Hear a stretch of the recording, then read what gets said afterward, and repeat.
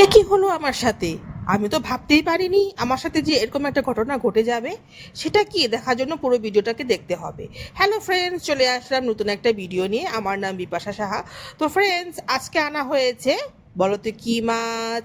এটা হলো এটা হলো কি মাছ, কি মাছ, কি মাছ, আমি তো ভুলেই যাচ্ছি নামটা। আর মাছ। তো যাই হোক ফ্রেন্ডস, আমি আর মাছ খেতে একদমই পছন্দ করি না। নতুন নতুন করে খাওয়া শুরু করেছি, তাই জন্য তোমাদের দাদাভাই কি করে, একটু ছোট সাইজের আর মাছ আনে যাতে আমি খেতে পারি। তো যাই হোক ফ্রেন্ডস, আমি আলু ডাঁটা দিয়ে আর মাছটাকে রান্না করেছি। এখন হলো কথাটা, যে আমার সাথে কি ঘটনা ঘটলো যেটার জন্য আমার এত মনটা খারাপ হয়ে গেছে। সেটা হলো ফ্রেন্ডস, আমি একটা অনলাইন থেকে একটা ড্রেস অর্ডার করেছিলাম, আর বিশ্বাস করো না, করবে না ফ্রেন্ডস, ড্রেসটা আমার এত পছন্দ হয়েছিল। ও কি বলবো, কিন্তু দুঃখের বিষয় আমি তোমাদেরকে এই ড্রেসটা পরে দেখাচ্ছি।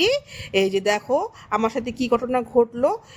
এত লুজ হয়েছে, মনে হচ্ছে একটা বেলুন পরেছি। তো যাই হোক ফ্রেন্ডস, ড্রেসটা আমার এত পছন্দ হয়েছিল, তারপর কালার কম্বিনেশন এত ভালো লেগেছিল, অনেক বড় হয়ে গেছে, এই জন্য রিটার্ন হয়ে যাবে।